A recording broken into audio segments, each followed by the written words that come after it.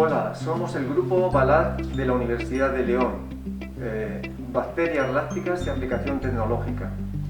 Nuestras líneas de investigación están centradas fundamentalmente en la leche y en los productos lácteos, la miel y sus derivados, así como en masas fermentadas y química y tecnología culinaria. A través de este experimento queremos que conozcáis y entendáis qué es el pH. Este es un término científico que mide el potencial de iones hidrógeno en productos y sustancias.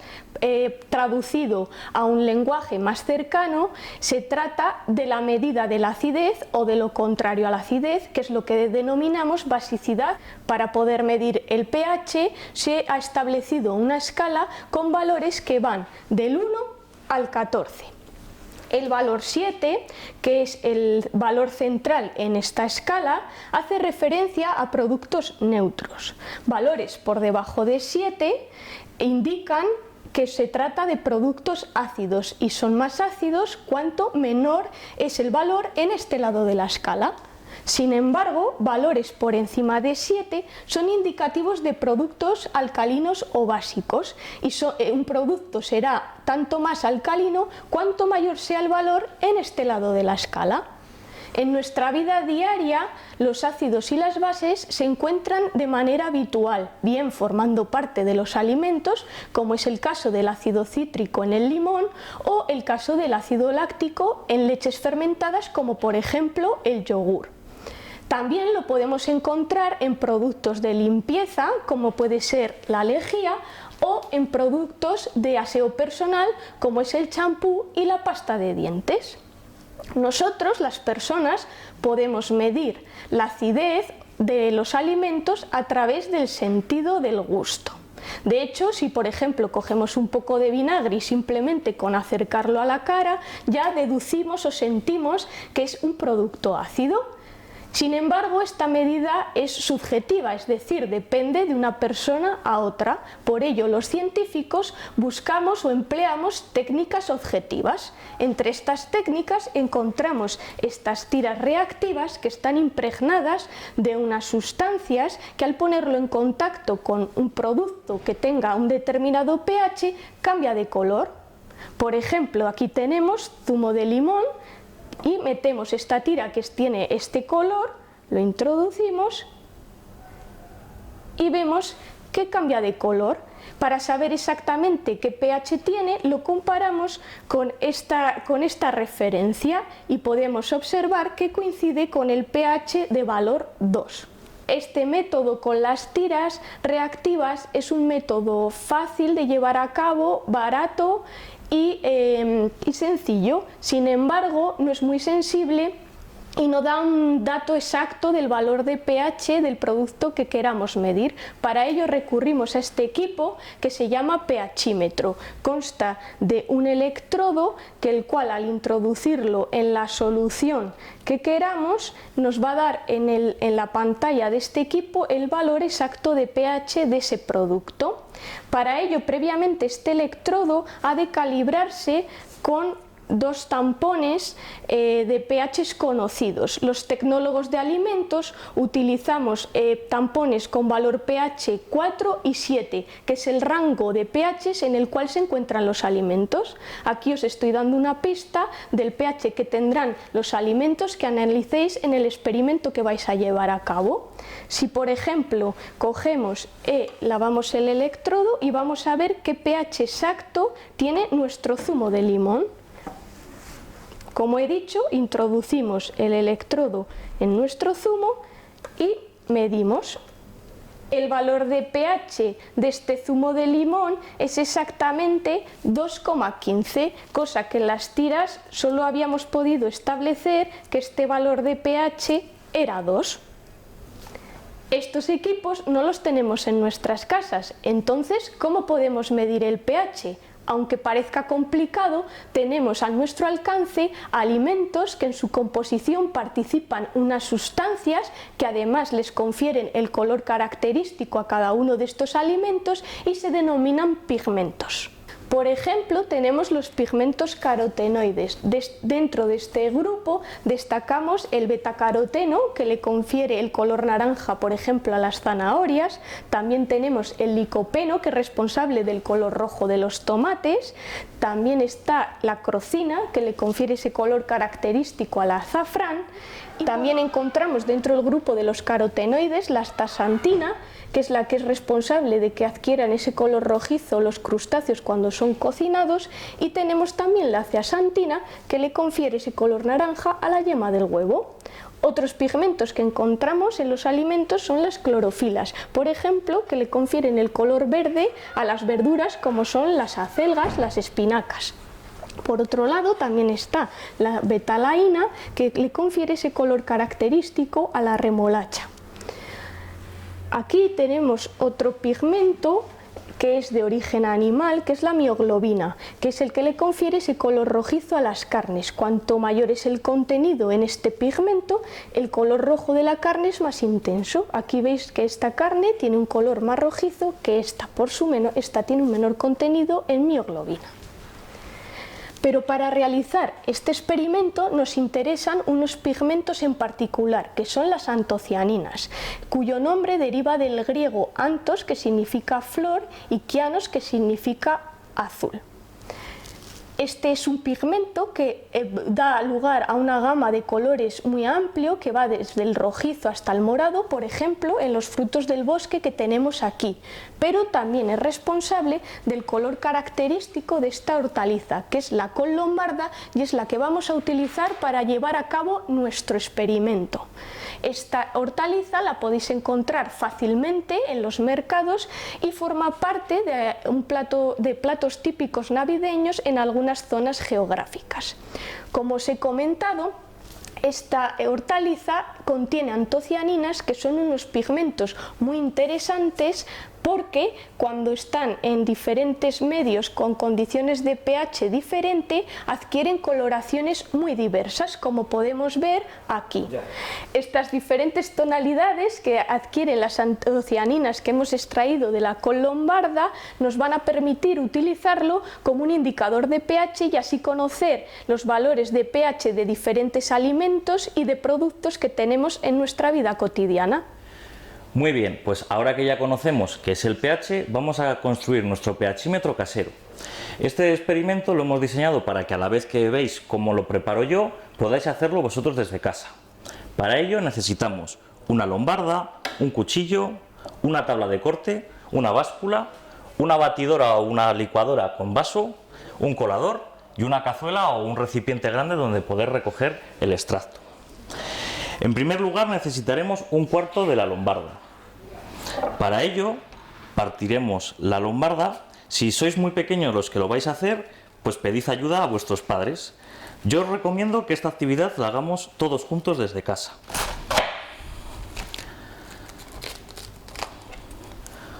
Quitamos la parte más blanca de la lombarda, ya que lo que nos interesa es la zona morada, que es donde están los pigmentos. Y ahora lo que debemos hacer es, con la ayuda del cuchillo, cortarla en láminas finas.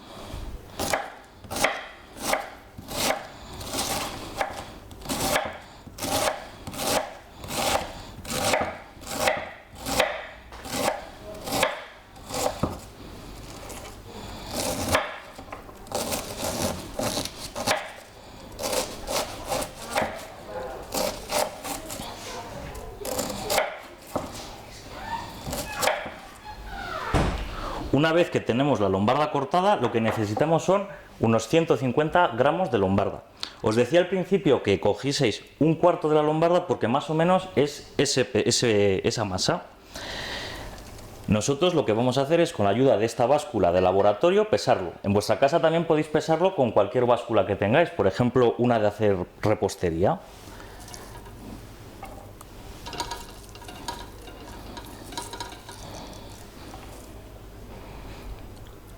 Bueno, una vez que tenemos aproximadamente los 150 gramos de la lombarda picada, lo introducimos en la batidora.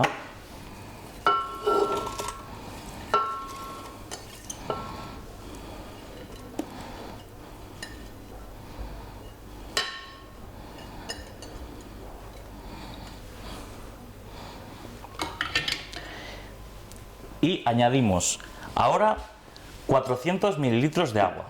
Nosotros en el laboratorio lo pesamos con este elemento que se llama probeta, pero vosotros desde casa lo podéis medir pues con un vaso graduado como este que tengo yo con el agua, o incluso si no tenéis un recipiente graduado lo podéis medir echando 2 vasos de agua normales.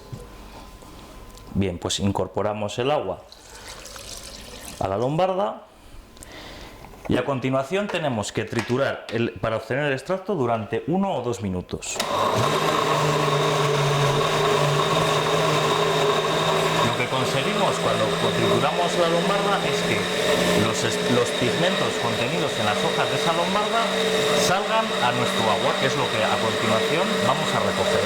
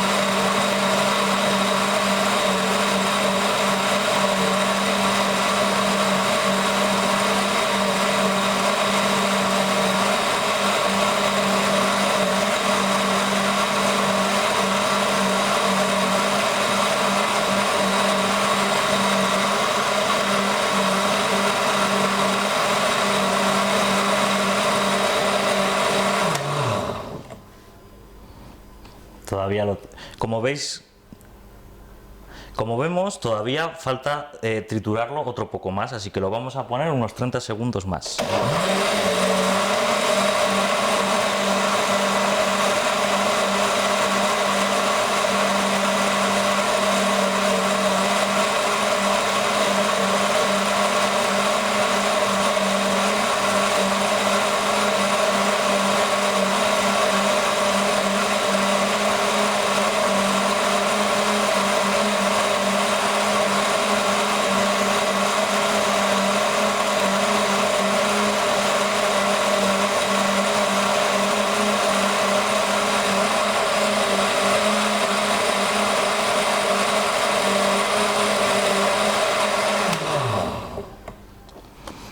Una vez que ya tenemos la lombarda triturada, lo que tenemos que hacer a continuación es colarlo con la ayuda de un colador y un vaso o una cazuela. De modo que vamos añadiendo el extracto el triturado que hemos hecho ahora mismo. Tened cuidado porque sí que hay gran cantidad de sólidos que deberéis ir retirando poco a poco, ya que el colador se va a ir llenando. Al final lo que queremos conseguir es el líquido, que es lo que nos va a servir de indicador del pH.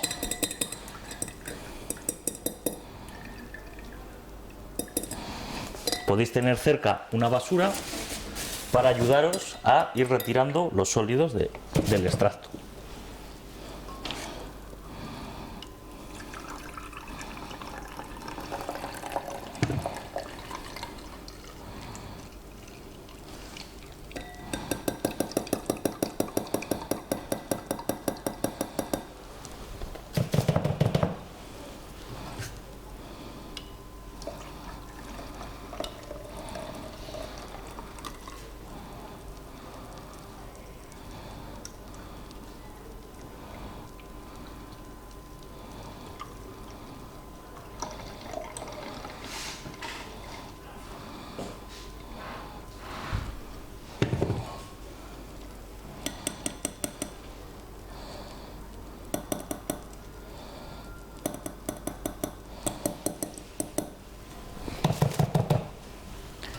Bien, pues como veis, ahora ya lo que tenemos son los pigmentos que teníamos en las hojas de la lombarda disueltos en agua.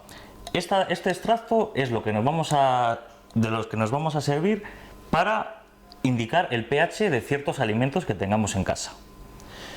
Bueno, pues ahora lo que vamos a ir haciendo es ir midiendo con nuestro indicador del pH que hemos fabricado diferentes alimentos o productos que tengamos en nuestra casa.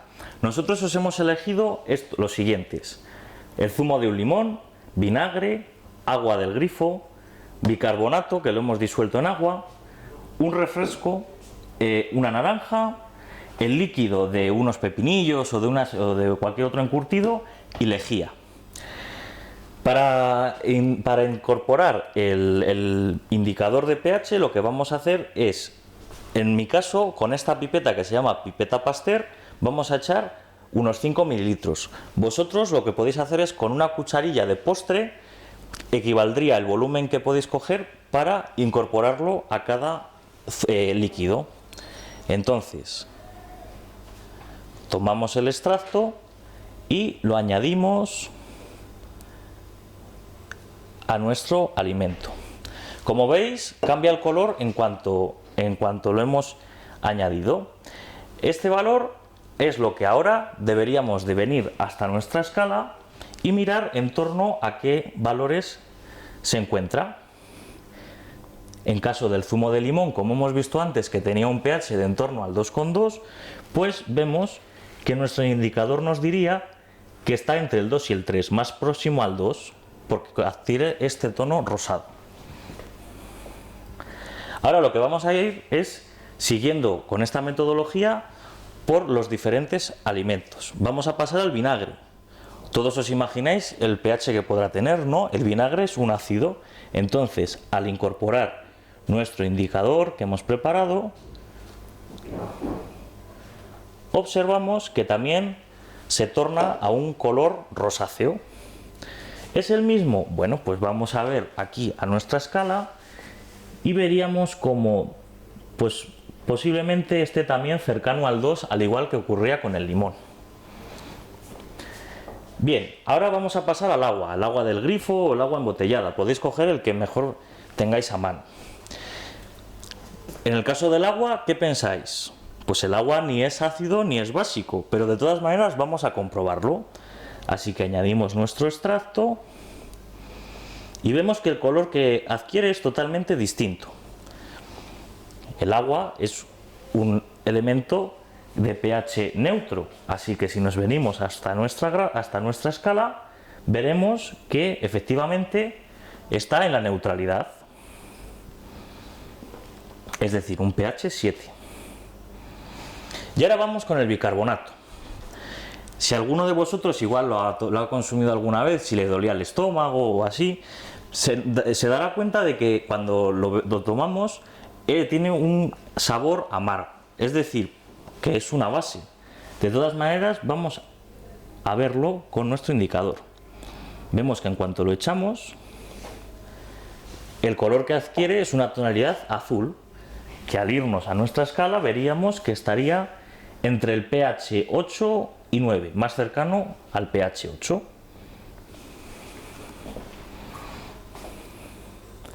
Bien, pues ahora lo que os proponemos es que con estos elementos, por ejemplo, podríamos coger el limón, que es un ácido, como sabemos, de en torno al 2,2, el agua, que sería el pH neutro, y el bicarbonato, que es un pH básico, entre el 8 y el 9. Lo que podemos es construir nuestra propia escala para poder medir los pHs de otros elementos que tengamos en casa y de esta manera saber si efectivamente son ácidos, básicos o neutros.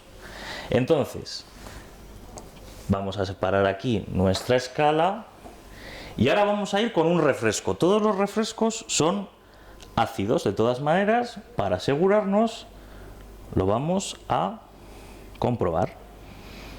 Y efectivamente, observamos como un refresco de tónica o la Coca-Cola, lo ideal sería que tengáis un refresco que sea transparente, ya que así podemos ver el color, el viraje del color mejor.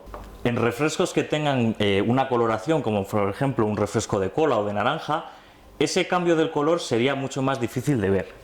Bien, pues con nuestra escala ácido neutro base, sí que vemos que efectivamente los refrescos tienen un pH ácido, que es lo mismo que si nos veríamos a nuestra escala grande de 14, que también veríamos como el pH estaría también